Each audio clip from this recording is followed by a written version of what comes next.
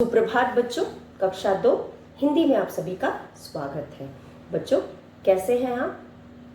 उम्मीद है आप सभी अच्छे होंगे। आप सभी अपनी देखभाल कर रहे होंगे। और बच्चों मेरा अनुरोध है कि आप सभी घर से कम निकलें। अगर बहुत ज़रूरी है तभी निकलें, और अगर घर से बाहर निकलते हैं मास्क पहन कर निकलिए, दूरी बनाए रखिए।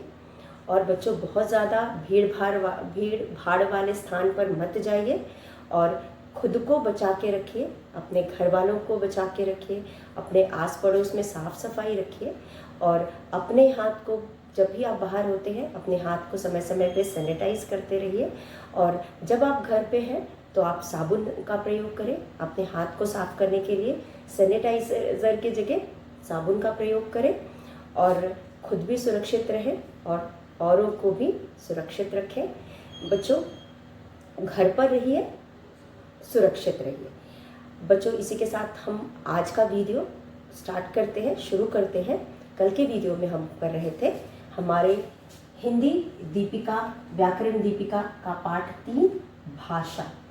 बच्चों जैसा कि मैंने कल आपको बताया, भाषा वह जरिया है जिसमें हम एक दूसरे से अपने भावों या विचारों को का आदान प्रदान करते हैं, या एक दूसरे को अपने विचार कहते हैं और दूसरे के विचार या भाव को समझते हैं। तो बच्चों किसी के भी भाव या विचार को समझने के लिए या अपने भाव या विचार को समझाने के लिए हम 4 चीज़ों का प्रयोग करते हैं: बोलकर, सुनकर, लिखकर, पढ़कर। बच्चों आपने देखा होगा कि हमें अगर किसी भी चीज़ की जानकारी लेनी होती है तो या तो हम न्यूज़ सुनते हैं, या तो हम अखबार पढ़ते हैं, या फिर हम किताबें पढ़ते हैं। और अगर हमें अपनी बात किसी को कहनी है तो या तो हम उसे बोल करके अपनी बात को समझाते हैं, या फिर हम अपनी बात को लिख कर दूसरों तक पहुंचाते हैं। उसके अलावा बच्चों अगर हमें किसी की बात को समझना है तो हम उसे सुन करके या फिर उसके द्वारा लिखी गई बात को पढ़ करके समझते हैं। तो बच्चों भाषा वह माध्यम है जिसके जरिए हम अपनी बात दूसरों तक पहुंचाते हैं और दूसरों की बात को समझते हैं। तो यहाँ पे बच्चों भाषा में कल भी मैंने आपको बताया हम 4 चीज़ों का प्रयोग करते हैं: बोलना, सुनना, लिखना, पढ़ना। जब तक हम बोलेंगे नहीं सामने वाला हमारी बात को समझ नहीं पाएगा, और जब तक हम सुनेंगे नहीं हम सामने वाले की बात को समझ नहीं सकते। उसी प्रकार बच्चों अगर हम बोल कर नहीं समझा सकते या सुनकर नहीं समझ सकते तो हम उसे लिख करके समझाते हैं, या फिर हम उसे पढ़ करके समझते हैं। तो यह 4 चीज़ें हैं जिसे हम भाषा को जानते हैं। तो बच्चों भाषा का अर्थ है हम भाषा में बोलकर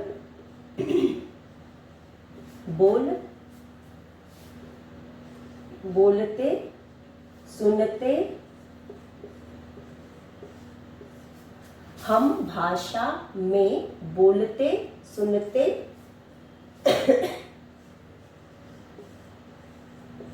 लिखते और पढ़ते हैं। बच्चों हम भाषा में बोलते, सुनते, लिखते और पढ़ते हैं, और हम बोलकर, सुनकर, लिखकर या पढ़कर एक दूसरे के विचारों या भावों को एक दूसरे तक पहुंचाते हैं। तो बच्चों यह था भाषा। अब हम हिंदी भाषा बोलते हैं। अभी मैं आपसे हिंदी भाषा बोल रही हूँ। अब हिंदी भाषा में बच्चों हमारे पास कई वर्ण होते हैं। बच्चों यह जो वर्ण होते हैं वह 2 प्रकार के वर्णों में विभाजित है। पहला वर्ण है, पहले प्रकार के वर्ण को हम स्वर कहते हैं, और दूसरे प्रकार के वर्णों को हम व्यंजन कहते हैं।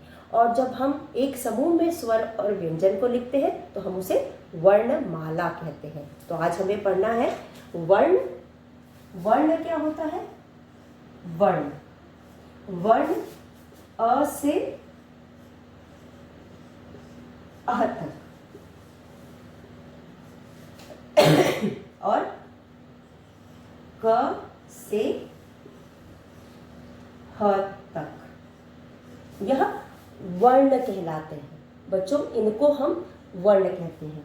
अ से अह तक, या हम कह सकते हैं अ तक, और इसके अलावा अंग और अह विशेष ध्वनियां हैं। यह हुए आपके वर्ण।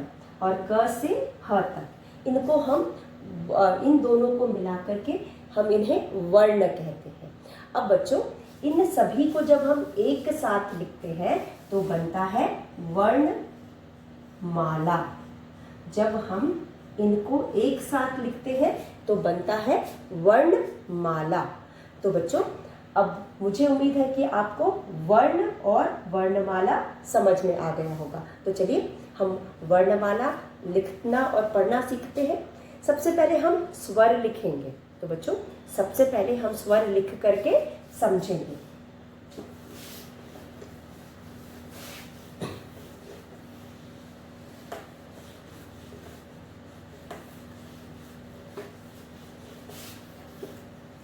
स्वर, स्वर को हम वॉवल्स भी कहते हैं। स्वर यानी वॉवल्स। अब बच्चों हमारे पास स्वर में अ, आ, इ, ई, उ,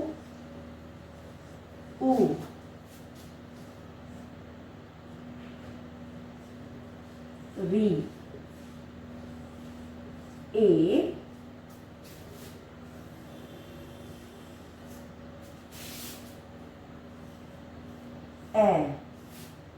ओ,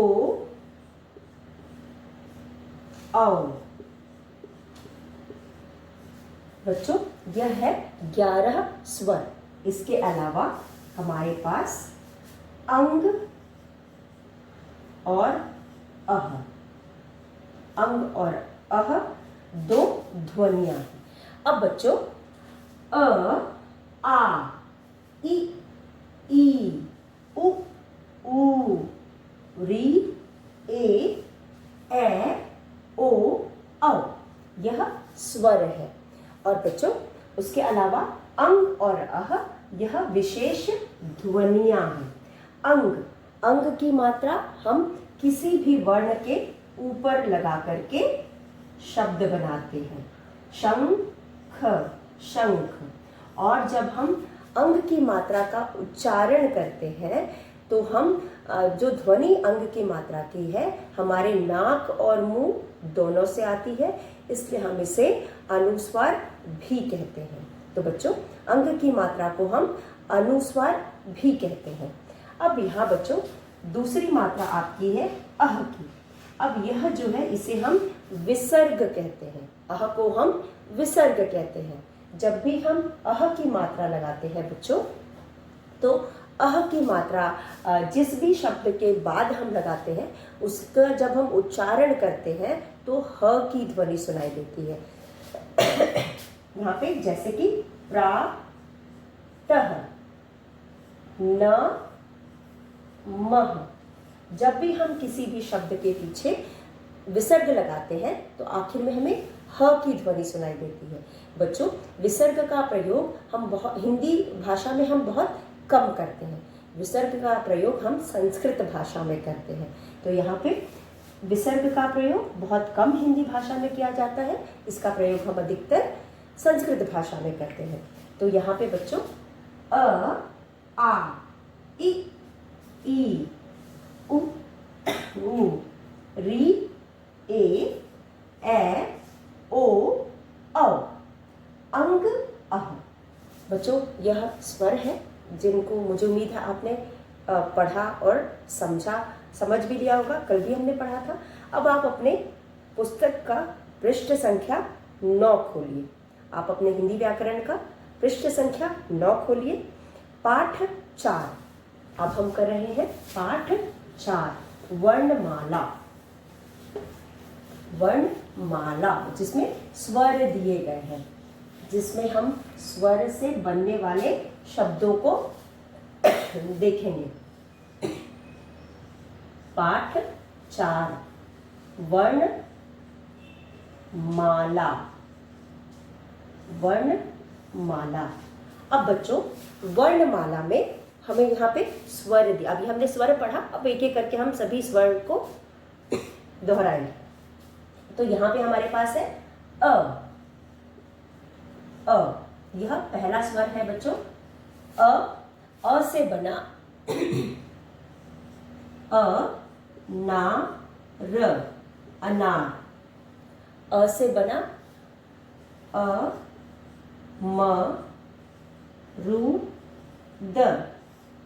अमरूद। अ से बना अनार और अ से बना अमरूद। तो अ अनार, अ अमरूद। और क्या बना? अदरक। क, अदरक। दूसरा स्वर है आ। से बना आम। आम। आ से बना आग। आग। आम, आग। ये है आम,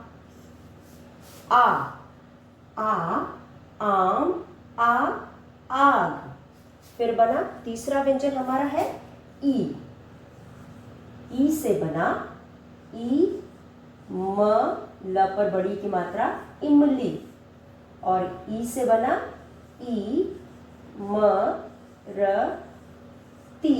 इमरती। ई से बना इमली और ई से बना इमरती। फिर है हमारे पास ई। ई से ईख। ई से बना ईख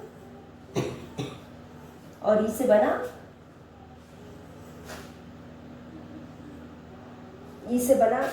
ईख और ई से बना ईद। ई, ईख, ईद। उसके बाद है ऊ। ऊ से बना उल्लू। और ऊ से बना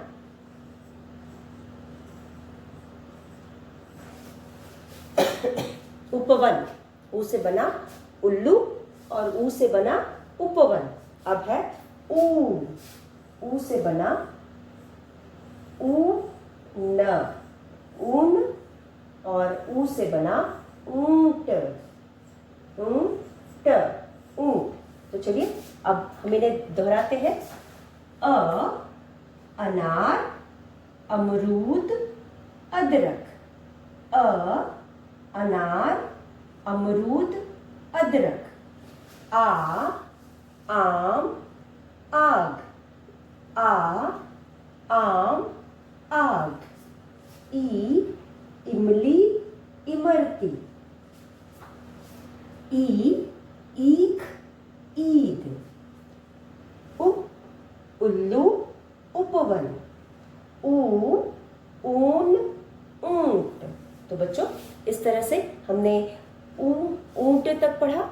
आगे है अगला हमारा स्वर है ऊ के पास है हमारे पास री। ऊ के बाद है री।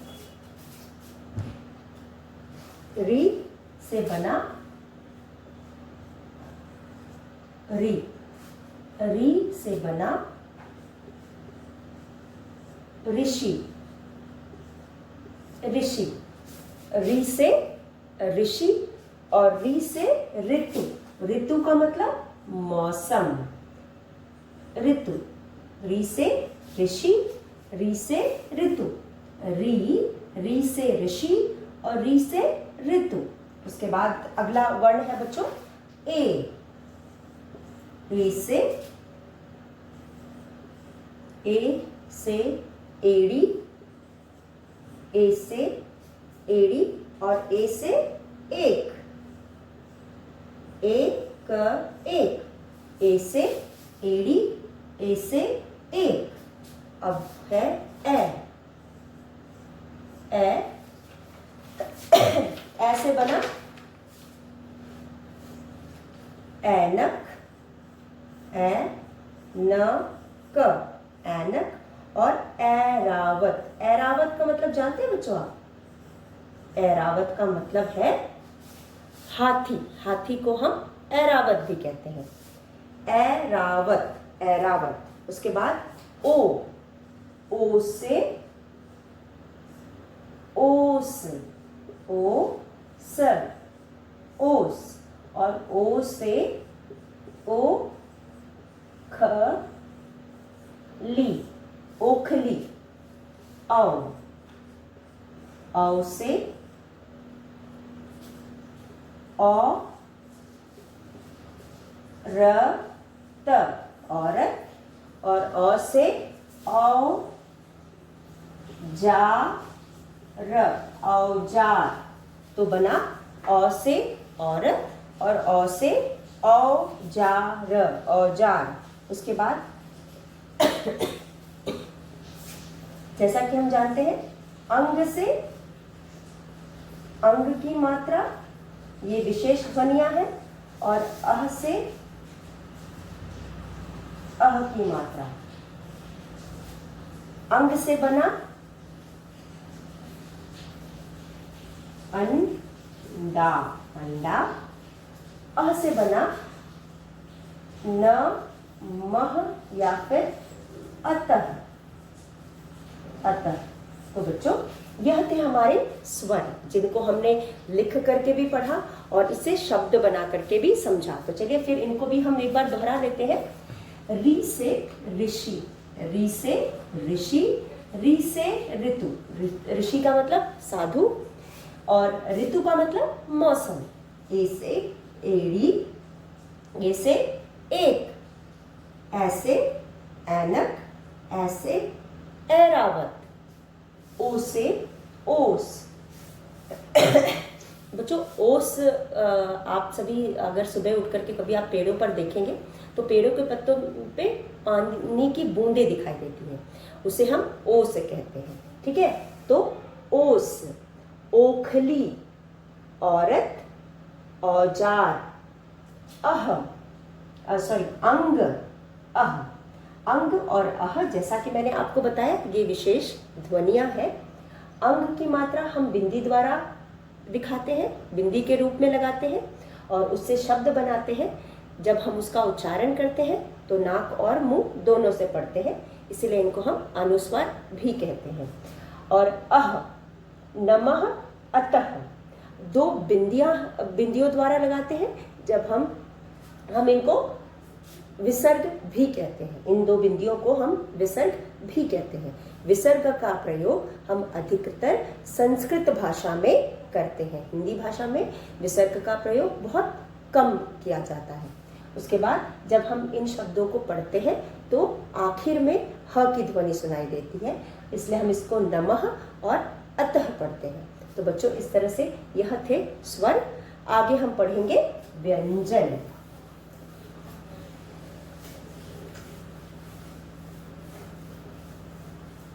वर्णमाला का दूसरा भाग है व्यंजन। आप देख सकते हैं आपकी पाठ्य पुस्तक हिंदी आपकी हिंदी व्याकरण दीपिका में पृष्ठ संख्या 10 पर व्यंजन, व्यंजन को हम कॉन्सोनेंट्स भी कहते हैं। व्यंजन, व्यंजन यानी कॉन्सोनेंट्स, व्यंजन का मतलब कॉन्सोनेंट्स। तो बच्चों यहाँ पे अब हम इसको पढ़ करके सीखेंगे। व्यंजन में हमारे पास एक बार हम इनको लिख लेते हैं, उसके बाद शब्द हम पढ़ करके बनाएंगे।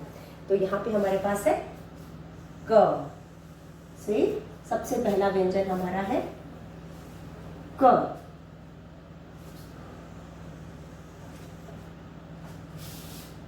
क, ख, ग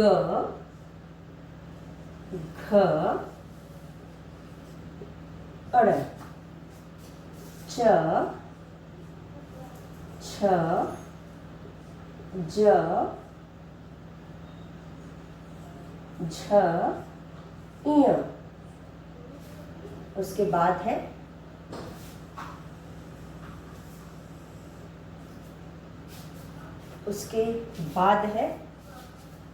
ट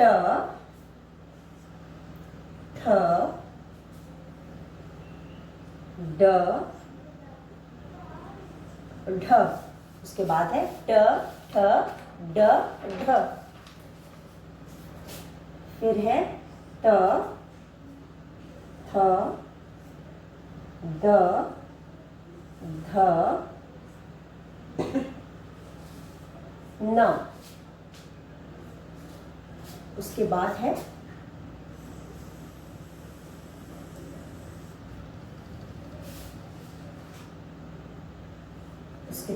प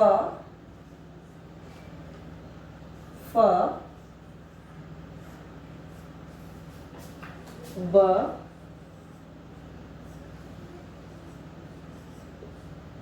भ भ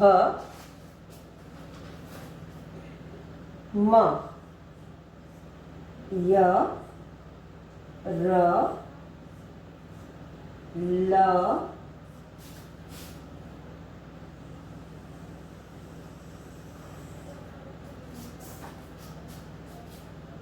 व श स स और ह। तो बच्चों यह है व्यंजन। तो चलिए एक बार इसको पढ़ते हैं।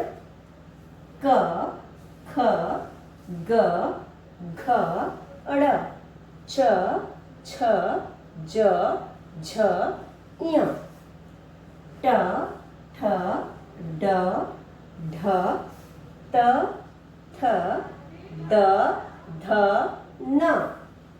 प फ ब भ म य र ल व श स स ह।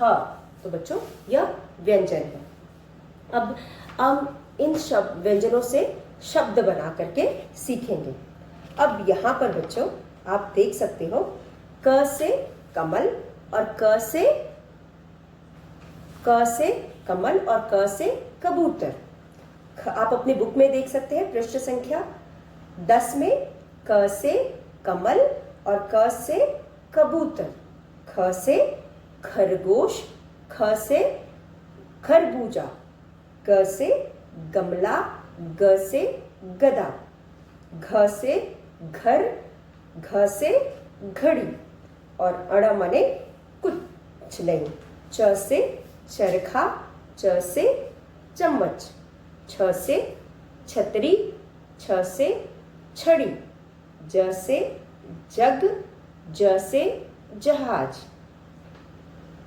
झ से झंडा, झ से झरना, ट से टब, ट से टमाटर, ठ से ठठेरा, ठ से ठग, ड से डलिया, ड से डमरू, ढ से ढक्कन, ढ से ढपली,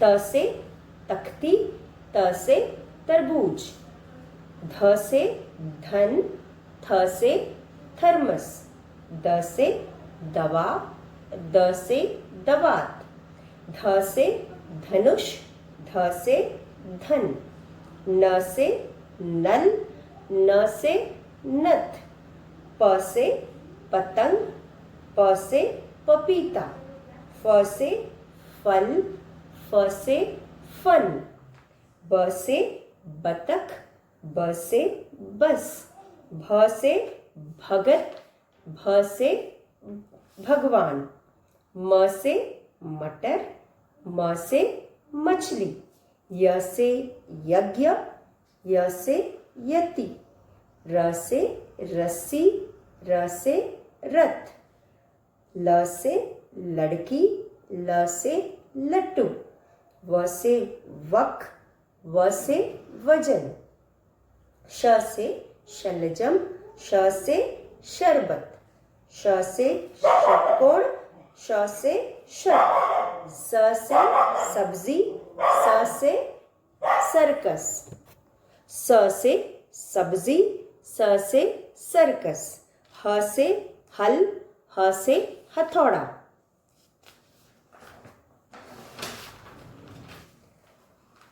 छ से क्षत्रिय, त्र से त्रिशूल, ज्ञ से ज्ञानी। तो बच्चों आपने यहाँ पे आखिर में जो 3 वर्ण पढ़े यह संयुक्त व्यंजन या वर्ण कहलाते हैं, क्योंकि इन्हें हम 2 अलग अलग वर्णों को मिला करके बनाते हैं। तो बच्चों यह था व्यंजन। अब समझो स्वर। हिंदी वर्णमाला में 11 स्वर होते हैं और 33 व्यंजन होते हैं। इनको मिलाकर के वर्णमाला बनती है। तो बच्चों मुझे उम्मीद है आपको स्वर और व्यंजन समझ में आ गया होगा। अब हम करेंगे हमारा अभ्यास। अब बच्चों अब इन्हीं स्वर और व्यंजन से संबंधित अभ्यास आज हम यहाँ करेंगे। तो आप पृष्ठ संख्या 14 में देख सकते हैं, यहाँ पे कुछ अभ्यास दिए गए हैं।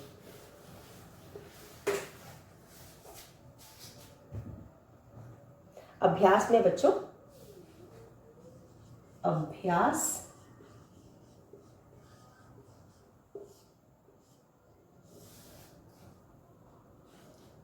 1 पूरा करो। आप इसे बुक में ही करेंगे। हमारा पहला है, हमें अ से अ तक स्वर लिखे हैं और बीच बीच में कुछ स्वर नहीं है, वहाँ पे रिक्त स्थान है जिसे हम पूरा करेंगे। जैसे कि अ, यहाँ पे हमारे पास है अ के पास हमारे पास अ के बाद रिक्त स्थान है, फिर है इ, फिर है ई,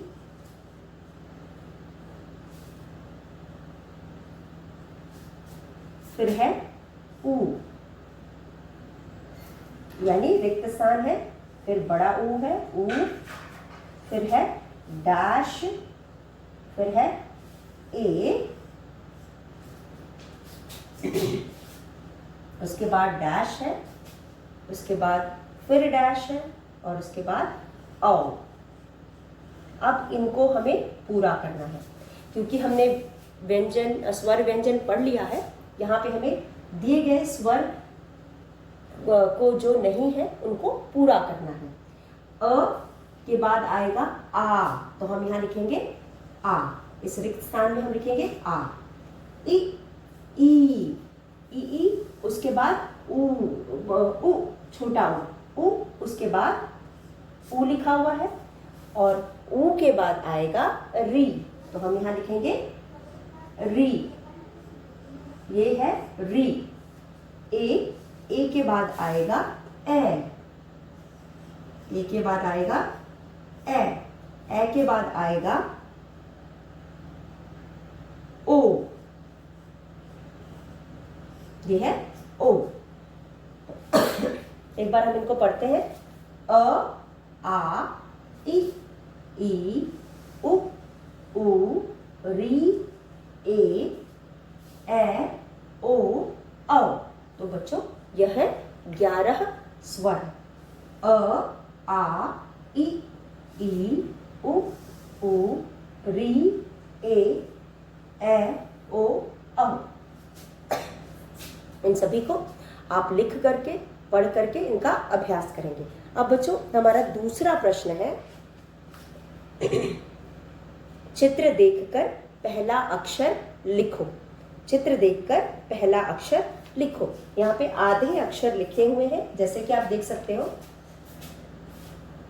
प्रश्न 2,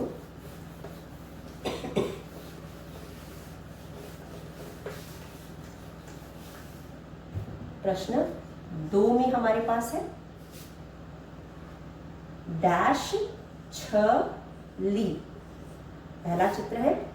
दूसरे चित्र में के नीचे है डैश स, फिर है डैश थ, डैश पतंग।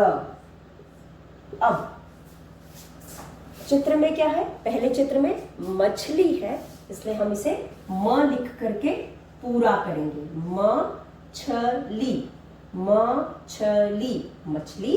दूसरा चित्र बस का है, स लिखा हुआ है, यहाँ पे हम ब लिख करके इसको पूरा करेंगे। तीसरा चित्र किसका है बच्चों? तीसरा चित्र है रथ का, तो हम यहाँ र लिख करके इसको पूरा करेंगे। चौथा चित्र है पतंग का, हम यहाँ प लिख करके इसको पूरा करेंगे।